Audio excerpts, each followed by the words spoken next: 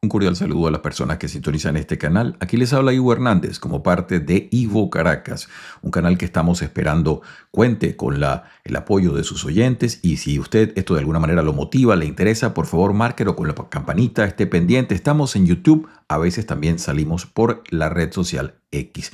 Y este ha sido realmente un fin de semana sumamente complejo. Estamos viendo, si usted en algún momento lo ha querido ver así, estamos atestiguando la historia, cómo se hace la historia, lo que está sucediendo en esta conferencia de seguridad de Múnich y toda la cantidad de consecuencias que vamos a estar viendo tienen una repercusión mundial de enorme peso. Estamos viendo cómo se hace la política internacional con alianzas.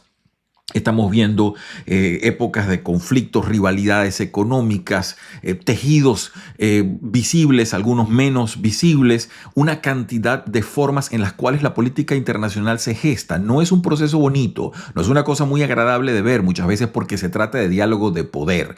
Y acá lo que estamos viendo en relación a lo que va a ser la discusión del cese al fuego de la guerra en Ucrania es una guerra de poderes tanto por lo que implica la reconstrucción de ese país, las empresas que van a tener que trabajar allí, como también lo que va a determinar el futuro de la política europea. Europa probablemente en uno de sus momentos más grises luego de la Segunda Guerra Mundial. Realmente la política europea extraordinariamente mal conducida y se ve claramente como acaba de atestiguar el enviado de parte de la Casa Blanca para negociar el cese al fuego en Ucrania, el general Keith Kellogg, que es el hombre que se ha estado moviendo y que tiene 100 días, o se le dieron unos 100 días para poner en papel un argumento que consolide las voluntades de parte de los rusos, de los norteamericanos y probablemente de los ucranianos. Ese señor ya ha dicho, Europa no va a estar sentada en la mesa de negociaciones. Paralelo a todo ello, ya se está gestando lo que pudiese ser una cumbre entre el premier ruso, el presidente ruso Vladimir Putin y el presidente norteamericano Donald Trump. ¿Dónde sería? Pues no sería ni en los Estados Unidos, ni sería tampoco en Moscú. Esto sería probablemente en Arabia Saudita, y hasta allá ha viajado una comisión muy calificada de sujetos que están preparando. Recuérdese que cuando van a viajar los presidentes ya es prácticamente porque casi todo estaría arreglado. Y fíjense que tengo acá los nombres, las personas que están viajando, según tengo entendido, van a ser primeramente, estaría el secretario de Estado Rubio, Marco Rubio, muy probablemente allí. También estaría el enviado del Medio Oriente, el señor Steve Witkoff, y estaría también Mike Waltz de la National Security Agency, de la NSA. Es decir, se está gestando en esa posible conferencia todo un caldo de cultivo para lo que pudiese ser las discusiones certeras que darían con el fin de la guerra en Ucrania. Les decíamos en otras audiciones que aquí lo complicado es la foto en alta definición. La foto en definición gruesa, en las figuras sensibles ya vemos quiénes son los actores que están implícitos,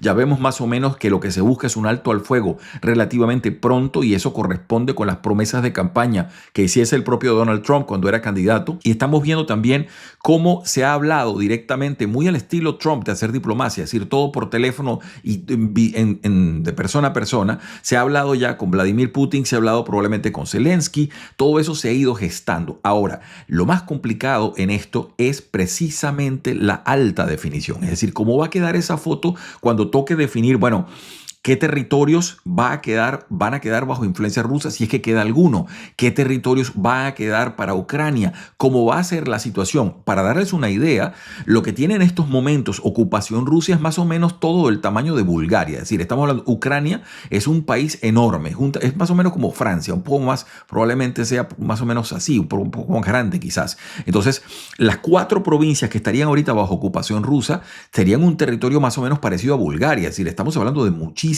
territorio. Recuérdese que hemos hablado también allí que está todo lo que tiene que ver con el mar de Azov, y hay una cantidad de flota rusa que tiene intereses geopolíticos en la zona. Entonces, si va a volverse nuevamente 1.000.000 y tantos muertos más, y volvemos entonces a lo que fue el planteamiento del 2021, entonces estaría hablando de la región del Donbass como independiente, un par de provincias, probablemente Crimea. ¿Qué es lo que se va a ceder? ¿Cómo va a ser? Hay acusaciones bastante fuertes en los medios diciendo que Trump y su ministro de Defensa habrían actuado como Chamberlain, que para calmar a Putin le habrían dado prácticamente todo. Está en juego lo que ha sido el ingreso de Ucrania dentro de la OTAN, la Organización del Tratado del Atlántico Norte, para lo cual los norteamericanos se han mostrado extraordinariamente renuentes. Esa es una promesa muy vieja que se le había hecho a Ucrania desde la guerra con Georgia en el 2008 y que se había siempre atizado. De hecho, en esta conferencia de Múnich, no teniendo la posibilidad de ofrecer esa carta, la señora von der Leyen, la secretaria del Consejo Europeo, lo que insisten es ofrecer que van a decir que van a incluir a Ucrania dentro de la Unión Europea. Eso no sería tan sencillo así, porque no es tan fácil como meter un país o no. Recuérdese que hay una lista de países esperando su turno y que Ucrania no estaba dentro de los primeros lugares. Entonces, tampoco es que pueden meter un país así a la rápida. La situación muy complicada, repetimos, lo que estamos viendo es esa coalición de fuerzas. Yo quisiera hacer un inciso breve para darles un poco la experiencia propia que he tenido conociendo de estas conferencias de seguridad en la ciudad de Múnich se celebran todos los años y es una cosa más o menos rutinaria en algunos años, en otros pues como este pretenden ya ser un caso sismático y esto en base a, voy a dirigirme en particular a lo que serían 3 discursos que a mi juicio son un parteaguas dentro de la política internacional. El primer discurso, que es fuerte, mucho más fuerte de lo que todo el mundo esperaba, lo hace el presidente alemán, Frank-Walter Steinmeier. Recuérdense una cosa, el presidente en Alemania, el que ejerce como primer ministro y activo es el canciller. El presidente es una figura supraparlamentaria que está prácticamente con figura diplomática, con atención de representación del Estado. Es usualmente un sujeto que no se imbrica, no se mete en la política cotidiana, sino que establece máximas morales del Estado y muchas veces presentación diplomática. Pues el discurso de Steinmeier fue extraordinariamente duro. El hombre manifestó claramente las diferencias. Yo me permití tomar un par de notas porque me parece que es importante citarlo. Él, por supuesto, habló y en eso hay coincidencia también con la Unión Europea. Todo el mundo dice hay que aumentar el gasto militar. Todo el mundo dice que eso, pero él inicia su presentación diciendo la política de defensa alemana seguirá siendo europea, transatlántica y multilateral. Justamente eso es más bien una especie de deseo lo que está manifestando, porque lo que estamos atestiguando ahora es una polarización casi como una especie de nueva guerra fría, donde la nueva cortina de hierro va a venir de los países bálticos hasta Polonia. Es decir, estamos viendo un reordenamiento donde los europeos no están poniendo las reglas del juego, sino que van a tener que seguirlas muy probablemente. De manera que eso de una política multilateral y esa supuesta promesa de un multilateralismo, como justamente ofrece o promete esa conferencia de Múnich, no es algo que vaya a congeniar con los intereses que manifiestan ni Moscú, ni Pekín, ni Washington. Entonces hay que ver si esto va a poder ser así. Lo cierto es que él se decantó por pedir la reducción de las tropas de Estados Unidos en Europa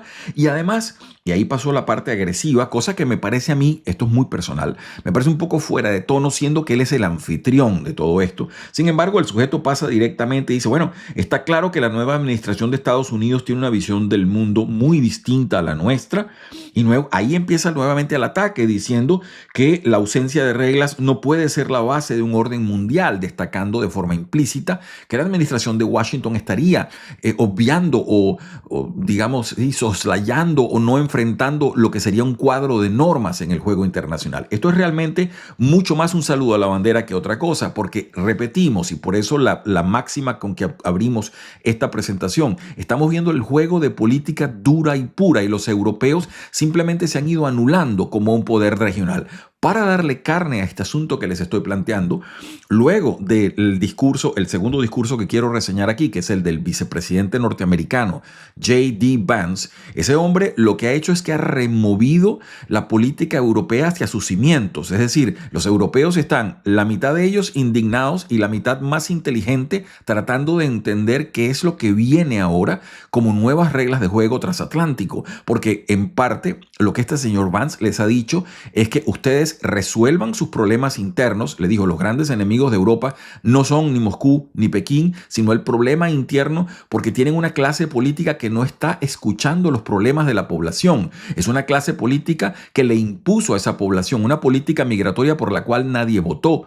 Es una clase política que le ha impuesto un silencio, vetando en las redes sociales las posibilidades de que la gente se exprese, y que además se permitió, y el caso lo citó en particular, se ha permitido desde Bruselas, desde la Unión Europea, anular una elección de un país. Esos son temas sumamente candentes, y la forma como él los expuso es algo que realmente ha tocado el nervio europeo, ha tocado la soberbia incluso en algunos países, y hemos visto cómo la situación ha caldeado. Pero les decía, como consecuencia de ese discurso tan fuerte y tan contundente, aludiendo casos específicos en donde ya en Suecia, en el Reino Unido, que si bien no es parte de la Unión Europea, pero sin embargo es parte de Europa, aludiendo casos en los cuales la pérdida de la libertad individual es algo tangible, es algo medible, pues en parte de todo eso se ha declarado inmediatamente los presidentes y primeros ministros una reunión de urgencia este lunes. Es decir, estamos hablando de lo que sería el lunes 17. Se van a reunir en París para discutir la situación de estas negociaciones de paz, donde Europa no va a ser invitada, en Arabia Saudita.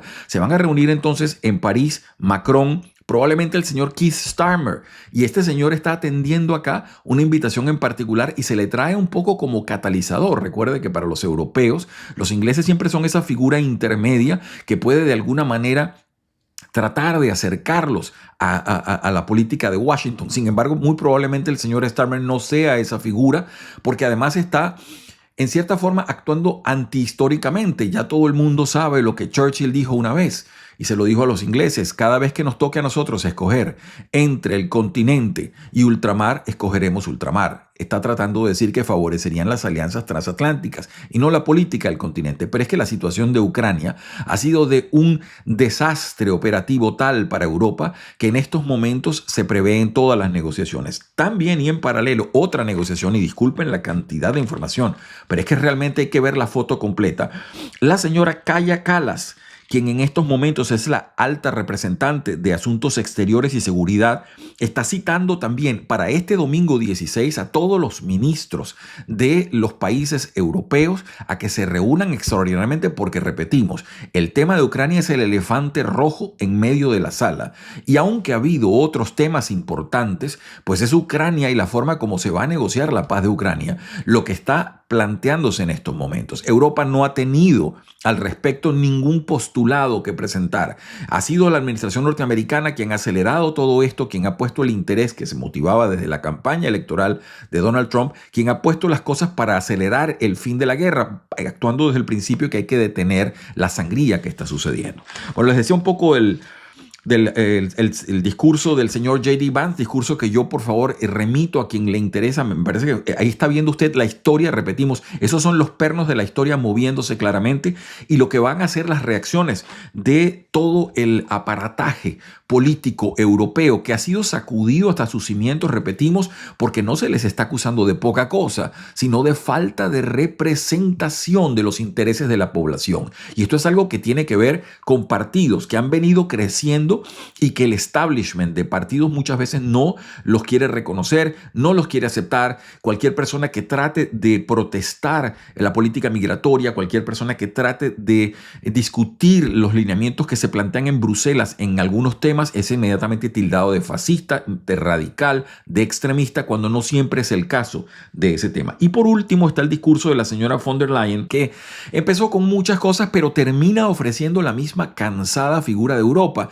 Termina ofreciendo simplemente más controles, más legislación, más administración centralizada. Y eso es precisamente de lo cual se está desmarcando mucha gente. El único país que está creciendo fuertemente es uno de los países que se ha ido desmarcando más de Bruselas en ese sentido, y es Polonia. Entonces todo el mundo está hablando ya no de darle a la OTAN el 2% del Producto Interno Bruto, ya se está hablando de que hay que hacerlo el 3%. Países como Polonia, que conocen muy bien el tema ruso por situación situaciones históricas están hablando hasta del 5%. Realmente y con sinceridad no hay ningún país en Europa en estos momentos, no sé si Polonia puede hacerlo, pero no hay ningún país en Europa occidental que sea capaz de dar el 5% en gastos de defensa. Eso sería imposible con los presupuestos actuales y la bajísima cota de crecimiento, si es que hay crecimiento en estos países. De manera que creo que con esto puedo ir cerrando ya la situación. Es muy importante estar atento a lo que va a pasar.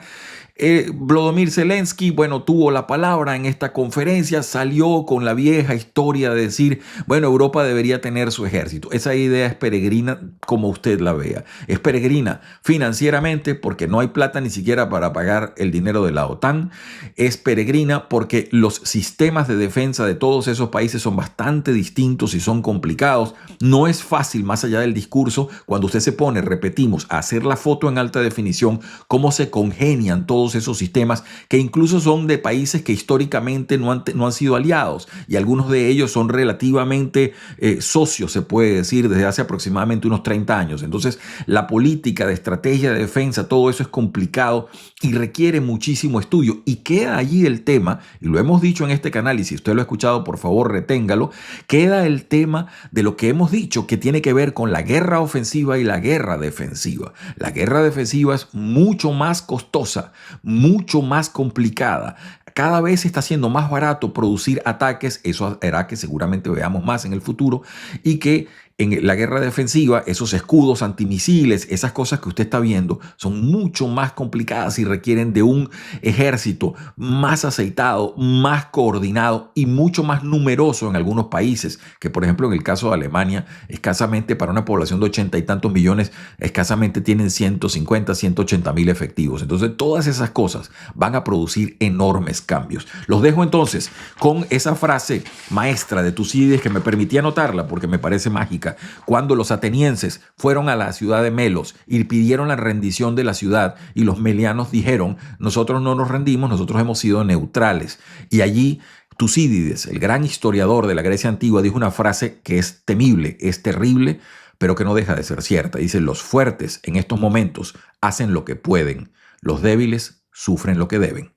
¿Será cierto esto? Vamos a ver qué nos dicen las acciones que se desarrollen. Es Ivo Hernández quien les habla. Esté por favor atento a este canal. Venimos con más presentaciones en la medida en que los hechos que seguramente durante la semana se van a presentar nos motiven a brindar discusiones y análisis sobre todo ello. Que tengan todos ustedes un feliz día.